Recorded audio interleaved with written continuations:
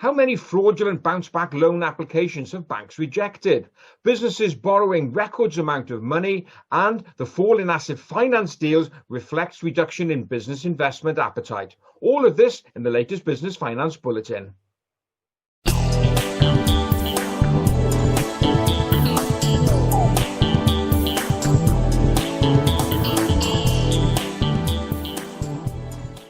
Let's open this bulletin with our continuing look at the Bounce Back Loan Scheme. Now, this, of course, is a government support scheme designed to help those businesses that are struggling financially in these turbulent times.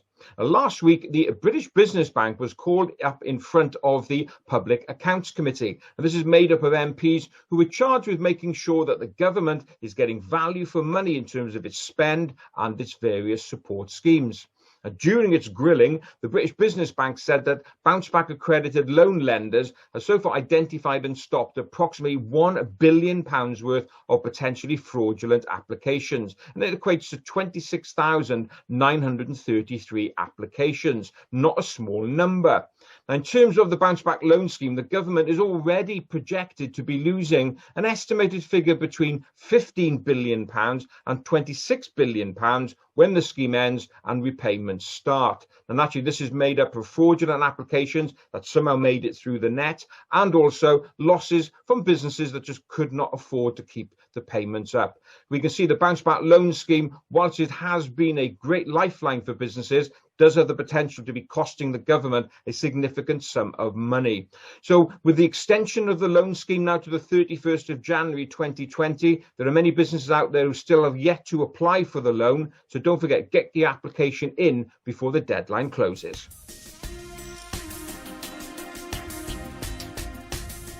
Continuing the theme of business borrowing, a new report from EY Item Club has identified that businesses are going to be borrowing approximately 5 times more than it did in 2019. It's a 500% increase in borrowing. They've taken a look at figures released by the Bank of England in terms of the volumes of money that banks lend out on a net basis. Now, when I mean net, this means gross loans paid out less normal repayments. Now, the EY Item Club say that to the end of August 2020, banks issued a net figure of £43 billion.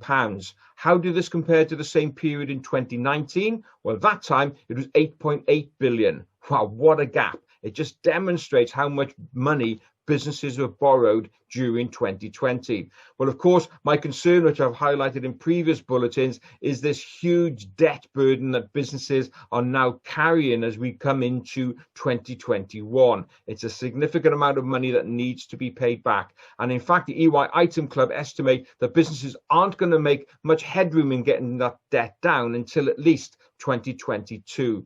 So there are lots of warning signs ahead. Now, last week I issued a bulletin about the extension to the bounce back and CBILS loan scheme to the 31st of January 2021, and also how, if you haven't applied for your full allocation under the bounce back loan scheme, you can now top up your loan. My warning in that video was, please be careful. Do you really need to borrow that money? Are there other ways that you can close that funding gap that you may have without committing to more borrowing? There's already a lump of debt out there that is going to be a burden for many businesses in 2021 onwards.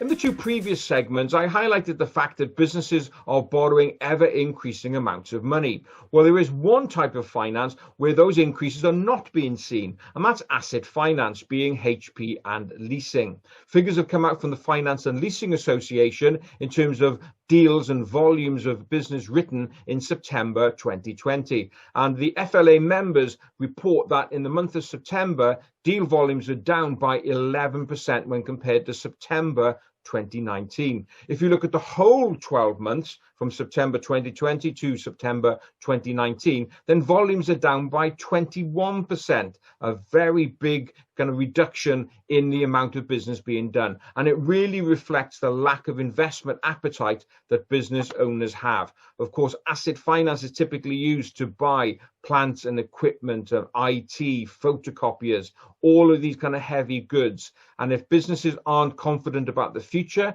then they're not going to make investments in these goods. So we can see whilst businesses are borrowing increased amounts of money on business loans, particularly the CBILS and bounce backs, in other areas, they are being less than enthusiastic.